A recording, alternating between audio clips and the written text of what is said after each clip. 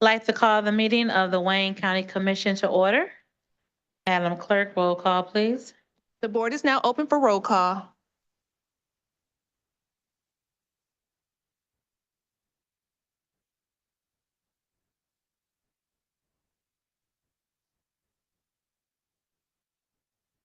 Hold on 1 second for Commissioner Scott and Commissioner Clark Coleman.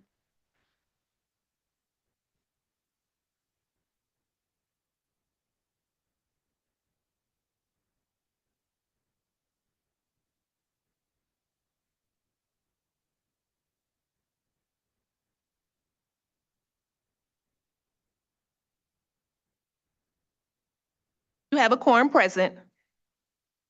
Thank you so much. Next item. Pledge of allegiance to the flag of the United States of Please America. stand for the Pledge of Allegiance. I pledge allegiance to the flag of the United States of America and to the republic for which it stands, one nation.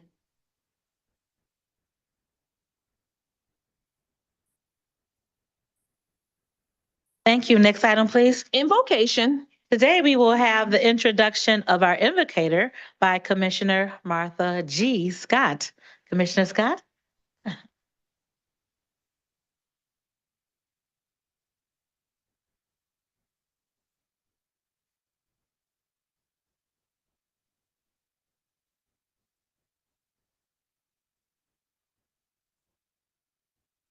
Good morning, everyone.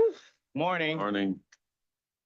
I have the honor of introducing a gentleman that I have known for some time and the church that he pastors.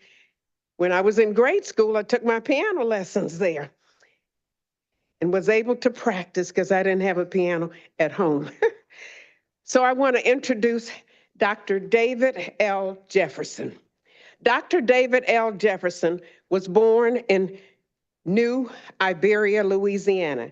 As a child, his family moved to Michigan and settled in Highland Park, where he joined and has been a long-term member of Third New Hope Missionary Baptist Church. At age 16, he was ordained as a deacon. At age 18, he was licensed to preach the gospel. His preaching seeks to lift the name of Jesus, engage and challenge the intellect and impact lifestyles. He is a graduate of Highland Park Community High School and received his Master's of Art in Pastoral Ministry and Doctor of Ministry degree for Ecumenical Theological Seminary. Dr. Jefferson labors include former instructor for various districts, state, and national conventions, speaker and lecturer for various churches, organizations, conventions, and congresses. Additionally, Dr. Jefferson is a former national president of the Kingdom Building Pastors and People International Conference. And on December the 9th, 2006, he was voted in as pastor of Peace Baptist Church in Detroit. Dr. Jefferson is the husband of an amazing Roxanne Jefferson, and they are the proud parents of two fine sons, Kyle and David II, and two wonderful grandsons, Kyle, Deshaun, and Camden David. And I introduce to you this morning this wonderful pastor.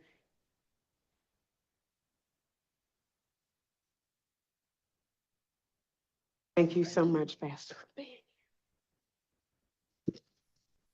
To Commissioner Bell and to all of the commissioners today, to all of these esteemed guests who are here, I bring you greetings from the Peace Baptist Church here in the city, and I want to say that I am delighted to be here today.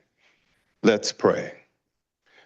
Father, today as we gather in this place to determine the best paths in pursuit of harmonious and prosperous living for the people we serve, we present our holistic selves to you and ask that you would grant us wisdom, knowledge, and divine discernment in this meeting. We pray for a spirit of love, camaraderie, compassion, unity, and cooperation. We pray that you would remind us of our responsibility to equality, justice, advancement for all Wayne County residents and visitors.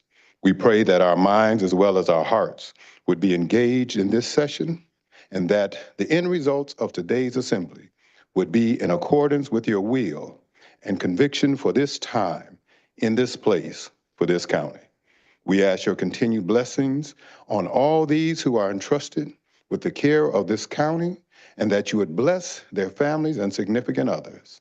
We petition you for the leading of your spirit, for which we will ever praise you. And this prayer is offered in the powerful, honorable, and matchless name of your Son, Jesus Christ. Amen.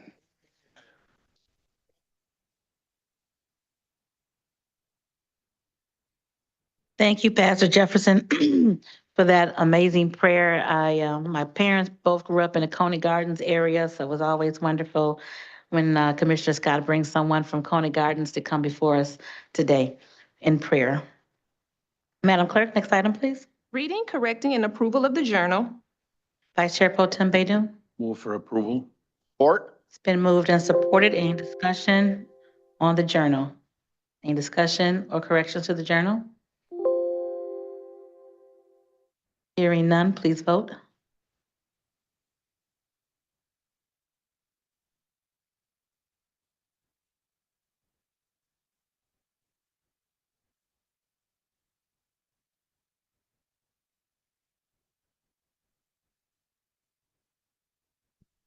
Motion carries. Thank you so much. Next item. Report from the chair. Today, we have the honor of honoring someone who is a mainstay in judiciary here in Wayne County. But of course, as many good people, he started his career on the Wayne County Commission. We are here to honor Chief Judge Freddie Burton of the Probate Court. Let's give him a hand.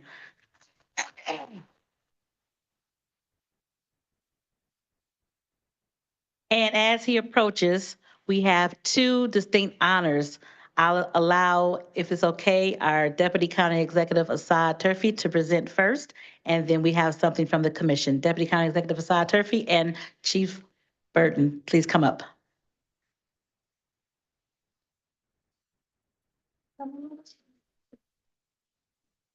All the way up. All the way up here.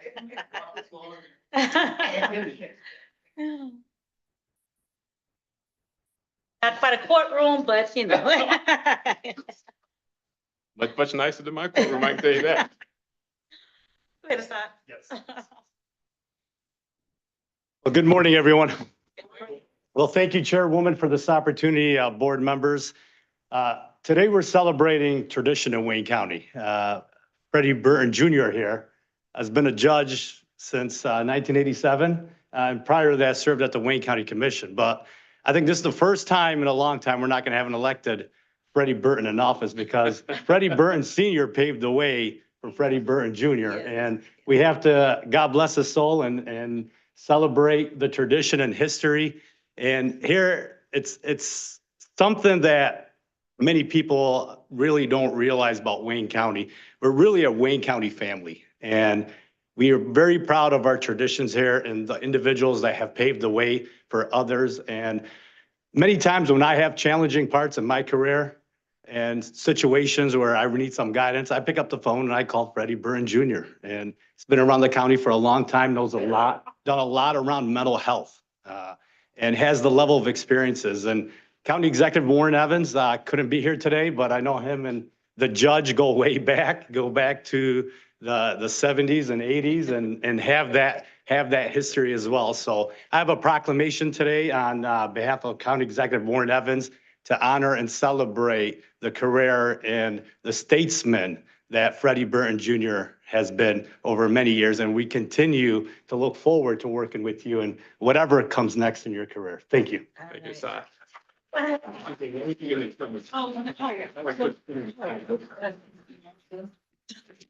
Yes, yes. All right.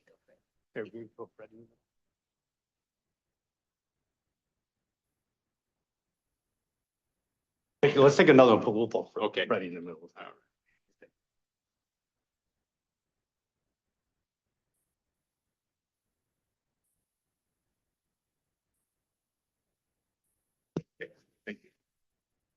And as was stated, 27 years of distinguished service on the bench to become the chief probate judge. But again, humble beginnings right here on the Wayne County Commission. You can never, never stray from your roots. So we wanted to make sure that we acknowledged him and salute him for the service he's given to Wayne County. And a quick story, way back in 2015, this body approved what we called the Stepping Up Initiative to make sure we look at how we were looking at our incarceration rates and making sure that those with mental and substance abuse were not going into jail, but were getting treatment. Fast forward to about 4 years ago, Freddie Burton and I and Chief Judge Kenny, along with all of our partners throughout the county, came up with a behavioral health group. And we've done great work with that behavioral health group. As a matter of fact, we now have a behavioral health we're going to say program, or we'll call it initiative in the probate court because of Freddie Burton's leadership. We are making sure that people who, again, who are substance abuse or with mental illness are not in our jail system, but getting the appropriate help. And that's all because of the leadership of Freddie Burton. So I am just so honored to have worked with you diligently over these years for the betterment of those in Wayne County. And we have a proclamation and a resolution for you signed by all 15 commissioners because we honor what you've done here in Wayne County throughout your service, following in your father's footsteps. We know, as Assad said, we are a family here and we have great, great people that we want to make sure that we always honor and pay homage to. So if you come on up, Freddie, this is from the commissioners. It said, I'm not going to read it all. It said, Honorable Freddie G. Burton Jr., outstanding visionary jurist. It's with great pride that we, the members of the Wayne County Commission, give due recognition and honor to the Honorable Freddie G. Burton Jr. on his retirement after 27 years of distinguished service to Wayne County. Congratulations. Thank you We very love much, you. Madam We Chair. thank you for Love all you that too. you've done. Thank you. We're going to take a picture after this. Let everybody stand up. That's right. Let's get them stand up. As you can pick up. Well,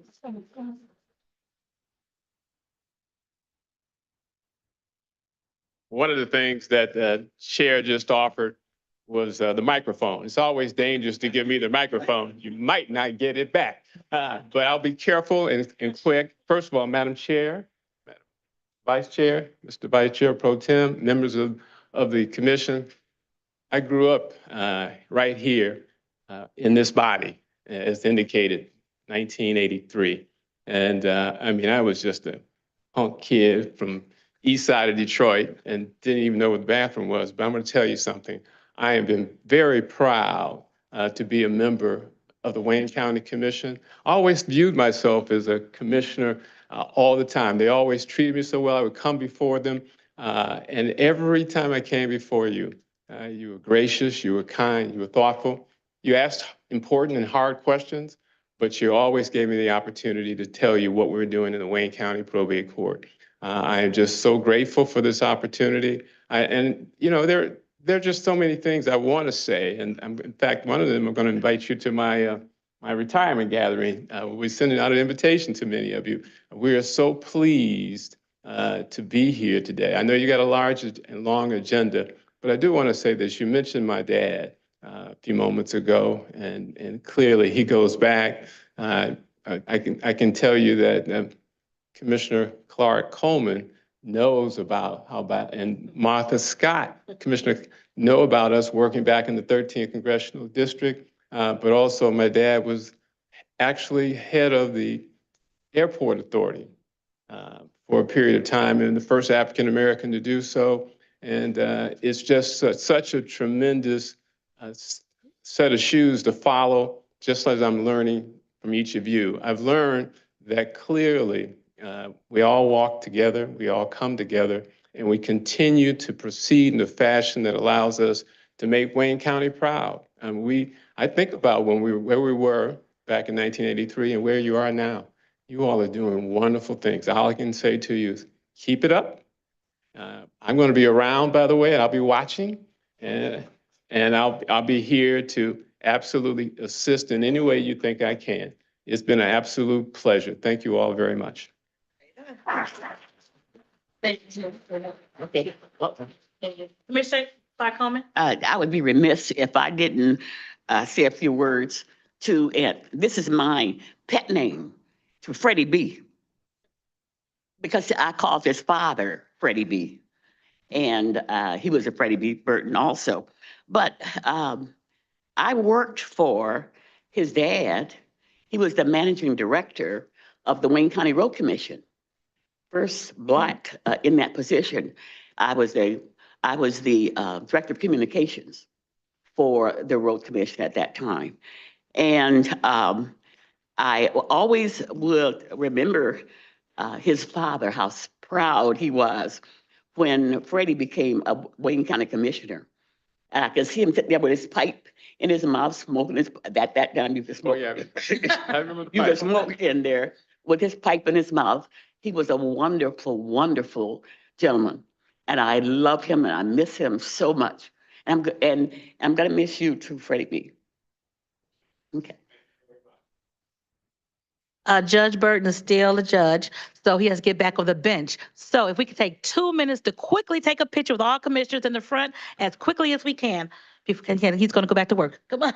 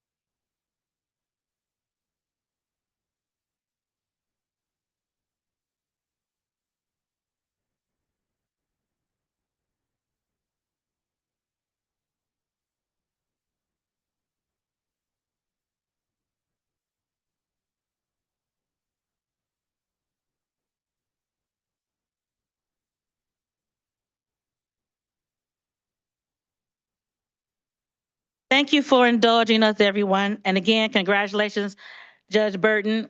Like you said, you're not going far, so we look forward to continuing to see you around town. So thank you. You'll be here. Thank you for your service and your staff. Thank you for keeping him on task. Thank you. Next item. We are on page 2 of the agenda, unfinished business. There is none listed. We're moving to offering of all petitions, ordinances, resolutions, and presentations. Item number 1 is a presentation by the Detroit Institute of Arts. Okay, as you all know, we have a presentation by the DIA every year so that they can update us on what's new and exciting at the DIA. We put forth a millage and the millage passed, so we want to make sure that we are understanding and getting a great knowledge of their activities throughout our community. So at this time, I would like to ask everyone from the DIA, Julie, Salvador, if you, and Liam's here. Liam, I can't see that. Good to see you all. Introduce yourselves, and I'll turn the floor over to Salvador. Thank you so much, Chairwoman. My name is Salvador Solar Pons. I am the director of the museum, and we're very grateful to be here with all of you today. Thanks for the invitation. So we can give you a little bit of a report on the great year that the museum had this 2024. So I would start by saying that the museum received over 500,000 visits this year, many from Wayne County, and that our programs and exhibitions have been covered by the local, national, and international press with great articles in the New York Times, the Wall Street Journal, The Guardian, the Washington Post, and obviously the Detroit News, the Free Press, and our local news outlets. Next slide, please. I also would like to report that the museum was voted for the second year in a row by the USA Today Readers' Best Museum in the United States. So that is a great accomplishment and shows the great work like the DIA team is doing here for the residents of Wayne County. Next slide, please. I would like now to play a video that is on the right side of the slide. As all of you know, the DIA has created or has created its new digital division, and this division is creating digital assets that go with our public programs, our exhibitions, and many other things. This is a video that was done with a military drone that we flew not only outside of the building of the DIA, but as you're going to see, in the inside of the building. It is a groundbreaking video, great innovation on the part of our team. No other museum had ever done anything like this. And it's a great way, on the one hand, to promote the great collection and great museum that we have here in Wayne County, but also we use it as a way to prepare our schools when they come into the building. And my colleagues will talk about our school program in a minute. I also would like to say that the video show was so well received by the national, international community that has received 3 Telly Awards. So it's a great thing for the DIA, it's a great thing for the community. And please check it out in our website because you're going to be very, very impressed. With that, I'd like now to have my colleague Julie McFarland, the Executive Director of Public Affairs and Community Engagement, do a report on our services for Wayne County. Julie? Thank you and good morning. And I thank you so much for making time for us on the agenda today. We really appreciate being able to be here in front of you, share everything that we have happening at the museum, and express our gratitude for the incredible millage support that we receive from the residents of Wayne County. This museum would not be the place it is today without this very generous support. So I want to just make sure I take that time to say thank you. So in consideration of the generous millage support, the DIA provides special services and benefits for Wayne County residents. So up here, the slide kind of gives us the framework for how we organize those benefits. So free admission, our K through 12 school program, which includes educator professional development, our senior program, and community partnership programs. So in this brief presentation, I'm just going to go into a little bit of detail in each category, and then I'm going to finish up by highlighting 2 current exhibitions and 1 upcoming special exhibition. Next slide. Thank you.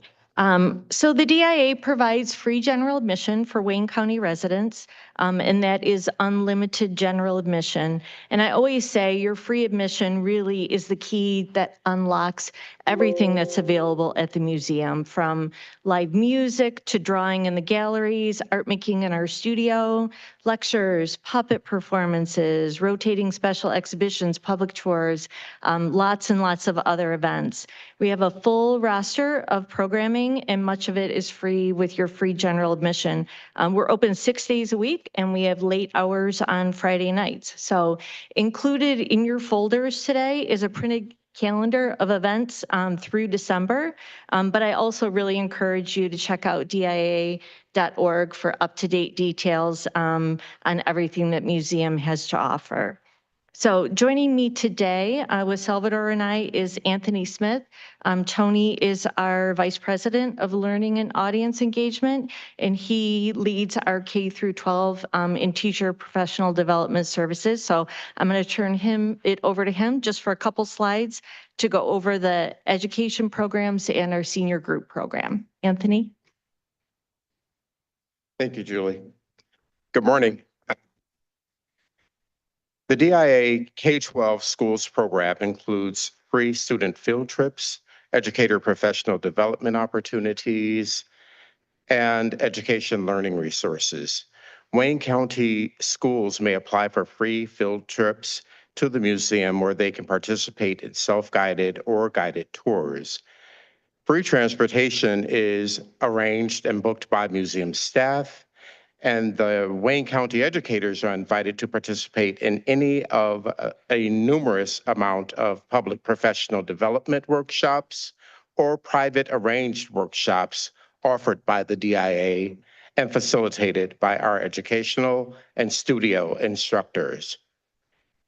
The DIA also offers virtual current and exciting exhibition learning resources and lesson plans based on our world-class art collection.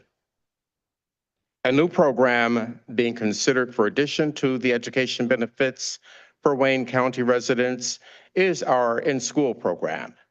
This fall, the museum launched a pilot program that takes the DIA to schools and classrooms in person to facilitate experiences that include a guided discussion and an art-making activity.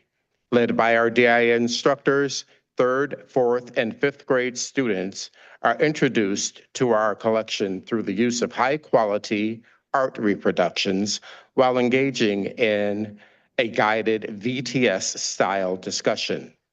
Then they participate in a DIA studio-style art-making activity based on those reproductions. All the lessons in our DIA in-school program are aligned with the national and state education standards and can be taught across curricular disciplines. Next slide, please. The DIA senior program focuses on providing special access to the museum for senior groups in Wayne County. Organized by libraries, recreation centers, senior centers, and senior living facilities, the group leaders can reserve a guided or self-guided museum visit with free bus transportation provided for groups of 25 or more. These experiences also include a voucher for free coffee and cookie in our cafeteria and a discount coupon for the DIA workshop. We also offer our monthly Melodies at the Museum performances featuring a wide range of musical styles in our historic theater, followed by time in the museum for shopping, dining, and taking in the DIA's world-class collection before boarding the buses to return to their community locations. Melodies at the Museum adds a variety to the senior group program and provides an option for senior groups that may have mobility challenges that make touring the museum difficult. In 2024, we mark our first full year of this offering, and we are just so pleased at how well the program is received by our senior community. Lastly, behind the scene art talks brings a DIA experience directly to senior groups in the community locations across the Tri-County region. Through partnerships with libraries, recreation centers, and senior living communities, our trained volunteers deliver engaging presentations on a variety of art topics, ensuring access to the arts for everyone. All of these offerings are available to book on our website at dia.org. See you at the museum. Thank you, Tony. So hopefully this isn't coming as a surprise. We've been doing this work for a number of years. If you want to know more about this, how to get online and reserve a senior group visit. I know I'm looking at the commissioners, and I know that we've had groups come from some of your communities, and especially some of them led by commissioners themselves. I can tell you the cookies are really, really good. So if you can jump onto one of these group trips, you won't be disappointed with the sweets that we make in our cafeteria. So I just want to finish up, if you can go to the next slide. The last category of services is community partnership programs. And I'm just going to start by highlighting two of our really big in-community offerings. Hopefully you've heard of Inside Out. Inside Out is a program that has been in place for many years, and it is not waning in popularity. This is a program where we bring high-quality reproductions of artwork from our world-class collection to locations outdoors across Wayne County every summer. Our participating communities really embrace this program and make it their own. They activate it through lots of activities in the community, like bike tours, scavenger hunts.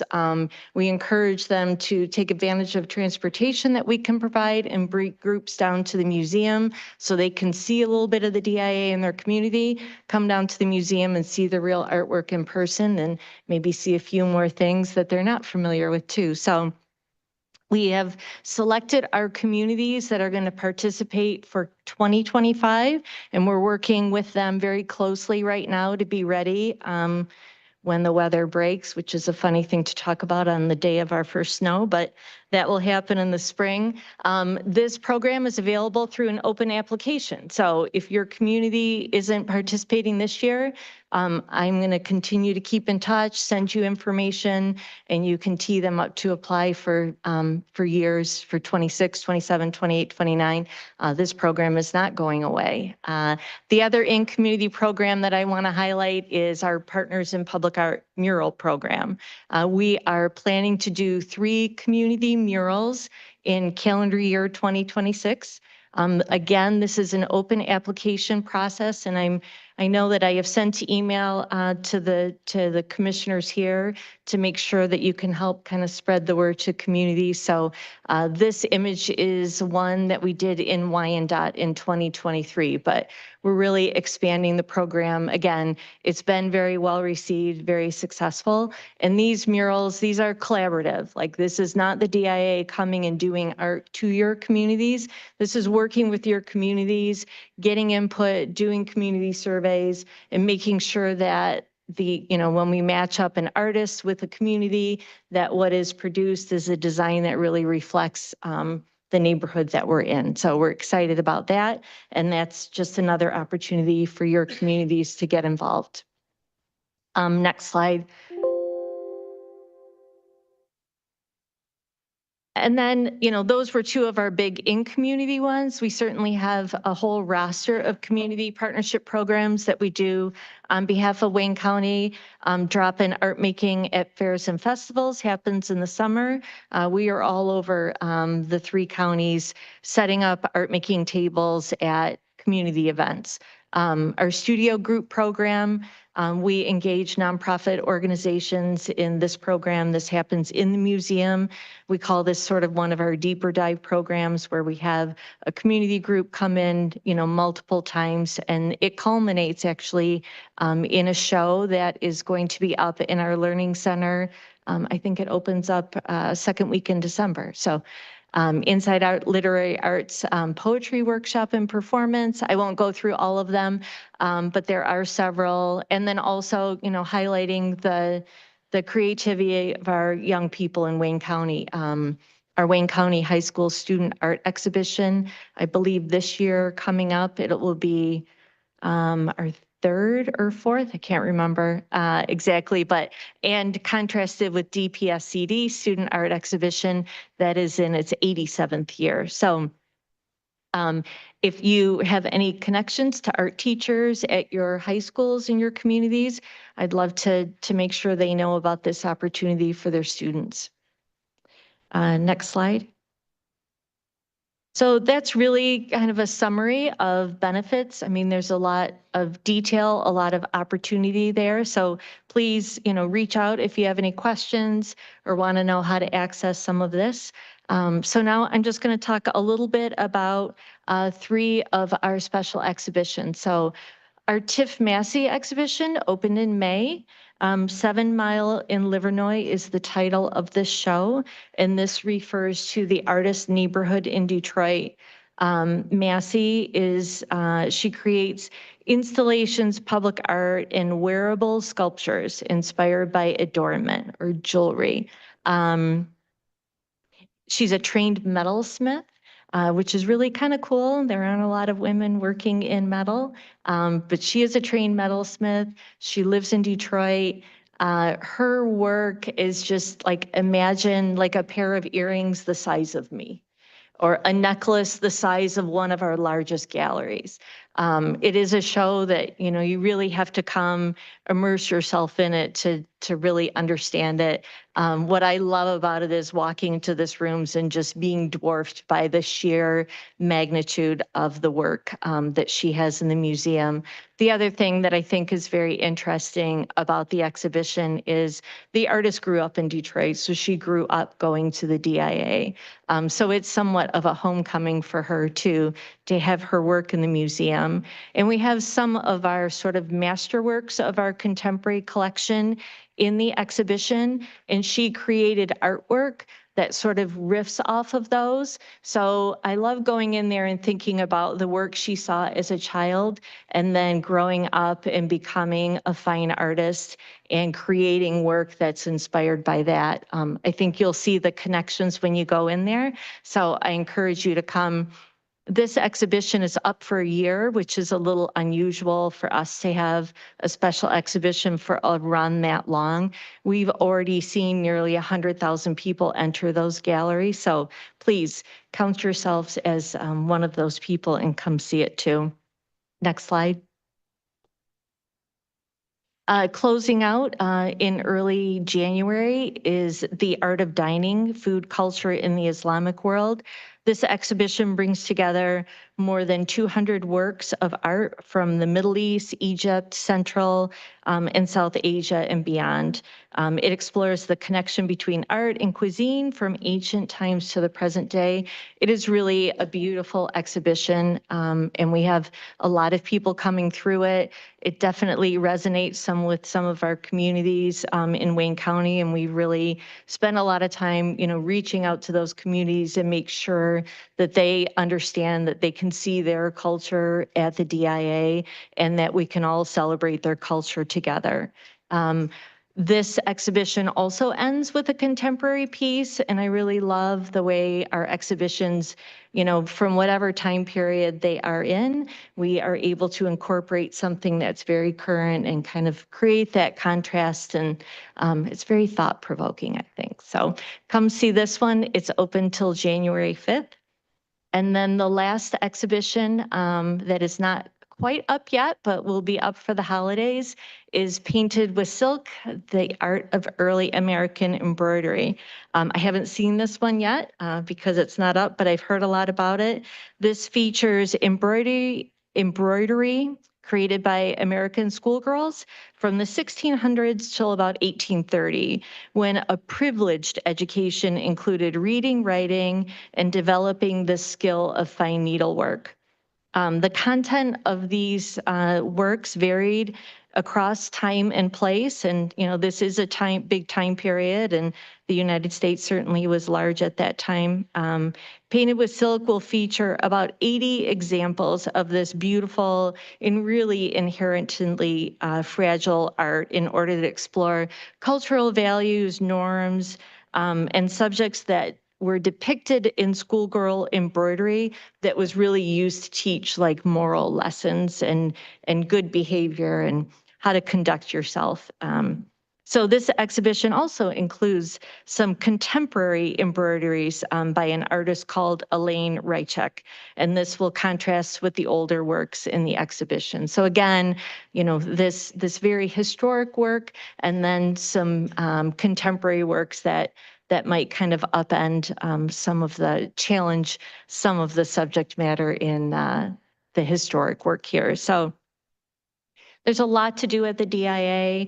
I hope that you've learned a little bit. I hope that you'll continue to reach out to us and help connect your residents to everything we have to offer. My contact information is there, as well as my colleague Ian Rapnicki. So please reach out to us and help us spread the word. Thank you so much. We appreciate the presentation. Of course, we have our Arts Authority here that does the more of the day-to-day, not day-to-day, but oversight of the DIA. But we thank you for coming today and all this great information. If you haven't seen or been to the DIA lately, commissioners, please go. I did get a chance to see the Tiff Massey exhibit, and it's wonderful. So I look forward to the next time I'm able to go there and make sure that we are telling our communities that our seniors can go and take advantage of that free trip as well. So thank you all so much, and we look forward to seeing you again next year. All right, thank you. Appreciate you. Thank you.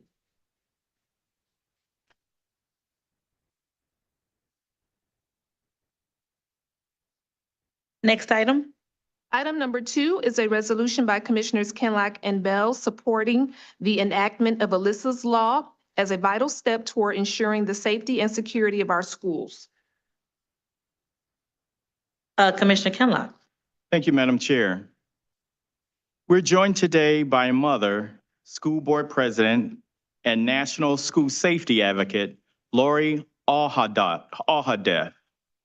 Lori joins us from Parkland, Florida, where her 14-year-old daughter, Alyssa, tragically lost her life in 2018 Marjorie Stoneman Douglas High School shooting. Alyssa's legacy is carried on by her parents, Lori and Ian Alhadeff, through their nonprofit, Make Our Schools Safe, and their work advocating for Alyssa's Law nationwide. Alyssa's Law, HB 4241 in Michigan, is a vital piece of school safety legislation aimed at equipping schools with emergency response systems that can notify first responders in the event of a medical emergency or active lockdown situation. Alyssa Law has passed unanimously in 7 states so far: New York, New Jersey, Florida, Texas, Tennessee, Utah, and Oklahoma, and has been introduced in another 10 states, including right here in Michigan. We hope that today, Wayne County and Michigan can take the next step towards ensuring the safety of all students. Make Our Schools Safe is dedicated to protecting students and teachers at school. Their mission is to empower students and staff to help create and maintain a culture of safety and vigilance in a secure school environment. As the state legislature reconvenes, I hope today's resolution will call upon members to take this step towards ensuring safer schools across the country and the state. Together, we can end school violence one campus at a time. I look forward to you all supporting this, as well as I will also ask for co-sponsors to be added accordingly. Madam Chair, I move the adoption of this resolution. Been moved and supported. Any discussion on the resolution? Any discussion on the resolution? I think Commissioner Kenlock summed it up pretty well. Hopefully that this resolution will heed our state legislature to pass the bill 4241, that we can ensure safety in all schools across the country. Please vote.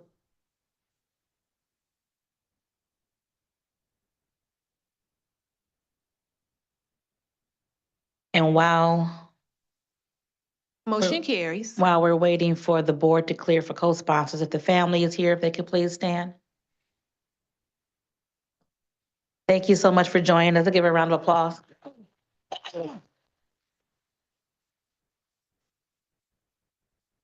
Welcome to Michigan. Thank you for your work. Again, we're so sorry for your loss, and hopefully this will be the law of the land going state by state. So we appreciate you, and we work with you to get this law passed throughout our state legislature. Thank you so much. The board is now open for co-sponsors. If you'd like to co-sponsor, please vote at this time.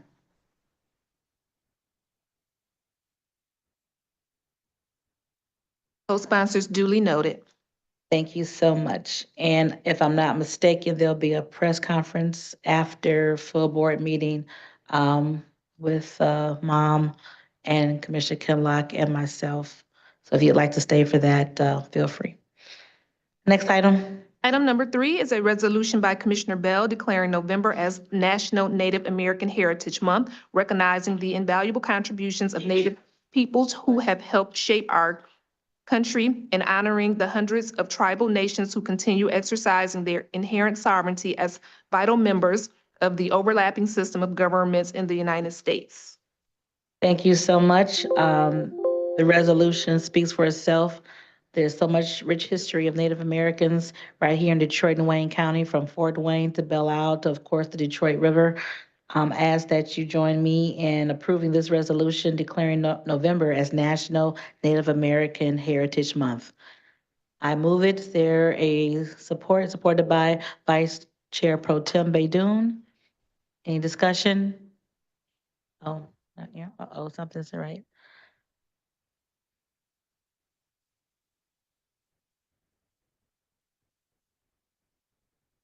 Okay. Yeah. All right. Ready? Okay, please vote if you can. Mark me down. My system is rebooting.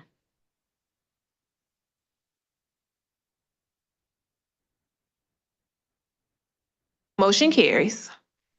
Thank you. Let us know when the board is open for co-sponsors.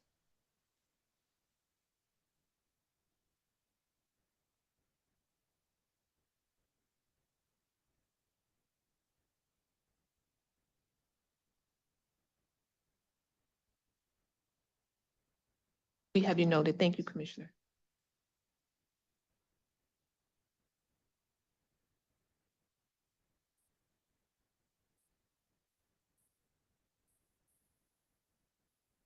Probably think that most people, okay, they're ready for co-sponsors? The board is now open for co-sponsors. Thank you. Co-sponsors, please vote.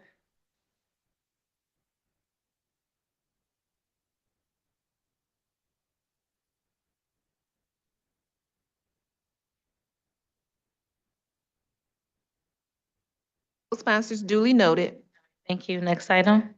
We're moving to item number 4, a resolution by Commissioner Bell recognizing November as National Alzheimer's Disease Awareness Month and urging residents of Wayne County to honor and support those living with Alzheimer's, along with the caring individuals who continue extraordinary and tireless efforts to combat this disorder. Move approval. Supported by Commissioner Anderson. Any discussion on this resolution? Hearing none, please vote. One. I'm sure everybody's gonna vote yes.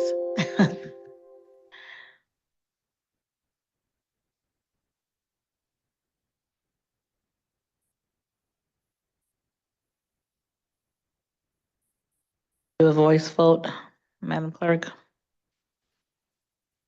Yes. All in favor, say aye. Aye. Any opposed? That was everyone else here. Motion carries. Thank you. Co-sponsors, can we get there? I know we're going fast. Oh, everyone stop pushing buttons for a minute. The clerk said, stop pushing buttons. Hold on for 1 second. No button pushing until she says so. Okay, now we're ready for co-sponsors.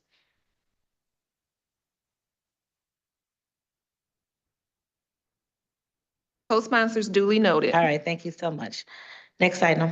Item number 5 is an ordinance to amend Chapter 65 of the Wayne County Code of Ordinances, Auditor General, to revise Section 65-2 to allow an individual serving as the Legislative Auditor General to continue to serve in the position after 10 cumulative years until a successor is appointed. Is there a motion? For first moved. reading. This is What? first reading in the packet. Yep. This is for first reading and passing for the day, moved by Commissioner Dobbs, supported by Addis. Commissioner Hados. Again, this is first reading passed for the day. It'll come back at our next meeting. We are diligently interviewing Auditor General. We're still in the process, so this will give us a little bit more time to get that process going. Again, this is first reading and it'll come back in 2 weeks. Please vote. No voting? No voting. All right, now you can vote.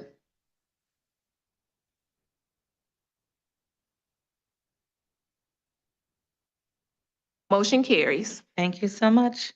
Next item. We're moving to reports from committees. Report A is from the Committee on Economic Development. There are 11 items listed on pages 2 through 4 of the agenda. Okay, and again, we operate in committee, which every item is vetted at the committee level, and then they come here to full board for final disposition. Commissioner Haydos, Economic Development Report.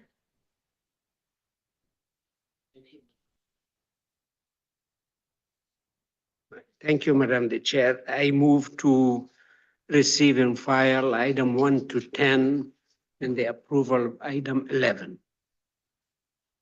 Moved and supported by Vice Chair Pro Tem Baydoun. Any discussion on the Economic Development Report? Commissioner Marecki? Thank you, Madam Chair. Is there someone that can speak to number 11?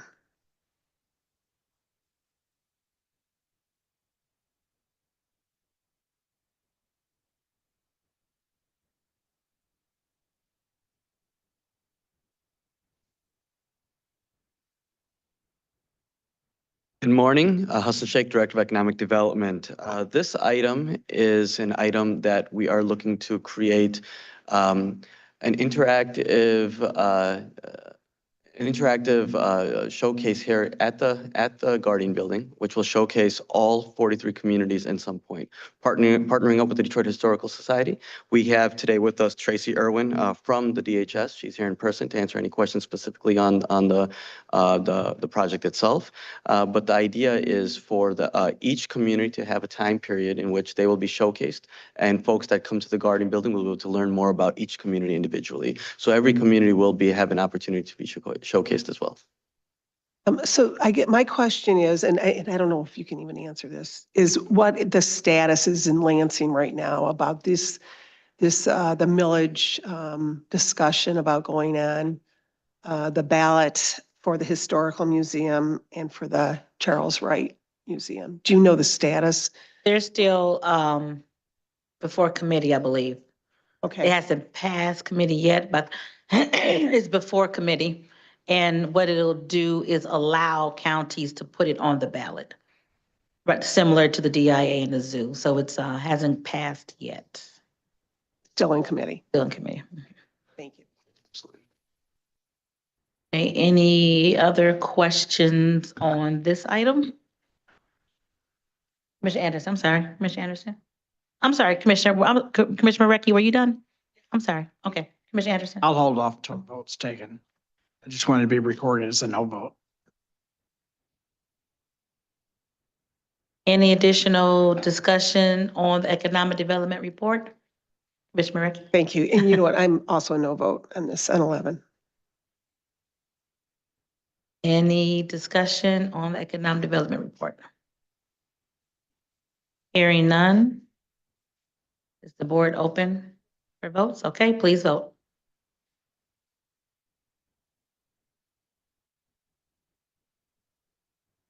To be a no vote on 11.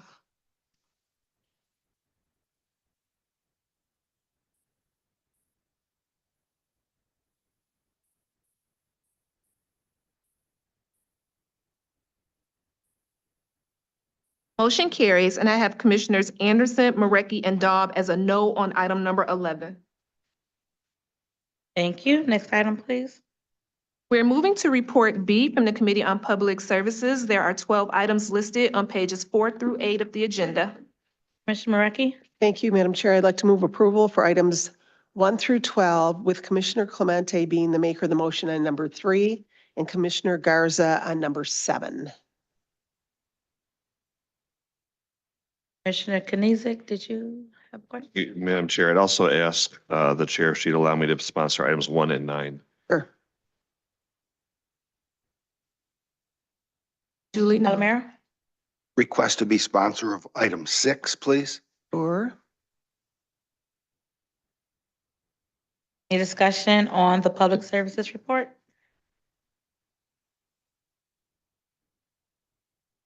All right, hearing none, please vote.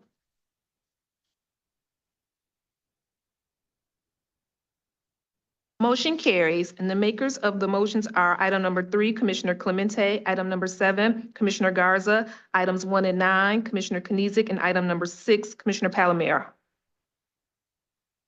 Thank you. Next item. We are on Report C from the Committee on Ways and Means. There are 8 items listed on pages 9 and 10 of the agenda. Commissioner Kinlock? Madam Chair, I move adoption of the entire report. There are 8 items. Moved by Commissioner Kinlock, supported by Vice Chair Pro Tem Baydoun. Any discussion on Ways and Means? Any discussion on items on the Ways and Means report? Hearing none, please vote. Motion carries. Okay, next item, please. We are on Report D from the Committee on Health and Human Services. There are 2 items listed on pages 10 and 11 of the agenda. Commissioner Scott? Thank you, Madam Chair. I move approval of items 1 and 2. Okay, move approval of item 1 and 2. Is Dr. Sun here by any chance? Good morning. Good morning. Dr. Abdul Said, Director, Health Officer, Department of Health, Human and Veteran Services. Excited to be moving forward the appointment of Dr. Lachman Sung as Chief Medical Examiner for the county. Dr. Sung is no stranger to the county. He's been here for 22 years, spent most of his practice career at our MEO. He's been serving in an interim role now since December of 2022. His leadership has been extremely dynamic and characterized by his ability to integrate this new relationship we have with Wayne State, as well as the operations of the facility with Wayne County and the work that we're trying to do here. I've gotten to know him really well. I'm really impressed with his work, really excited that the county executive has saw it fit to make a formal appointment, and we'll pass it over to him just for a quick introduction. Thank you. My name is Dr. Lachman Sung, and I'm honored to be here today. For the past 22 years from med school and employment at the medical examiner's office, I've had the privilege of serving the people of Wayne County. Through that time, I have gained invaluable knowledge from all of the physicians, students, police, detectives, and attorneys in which I have interacted with. Something that I promote is lifelong learning, and that is something that I am currently doing. I have much to learn. I have learned much, and I am enthusiastic in continuing my role. In 2022, I became the interim chief medical examiner at the office, and from that short amount of time, within these 2 years, we have made vast improvements to our office, some of which include market reduction in our response times to scenes from 1 to 2 hours to less than half an hour.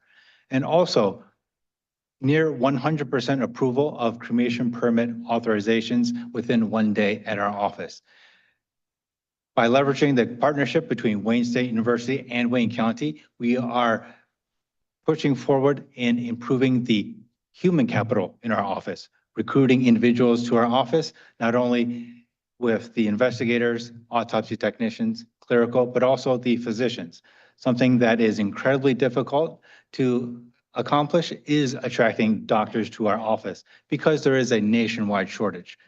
Within that 2-year time in which I have been interim chief, we have had 0 attrition of physicians from our office, despite the many job opportunities throughout the nation. In fact, we have increased our numbers by 75%, and we are pushing forward to further increase those numbers. Thank you. Thank you so much. Thank you for your leadership, to you and your 20 years of service here already.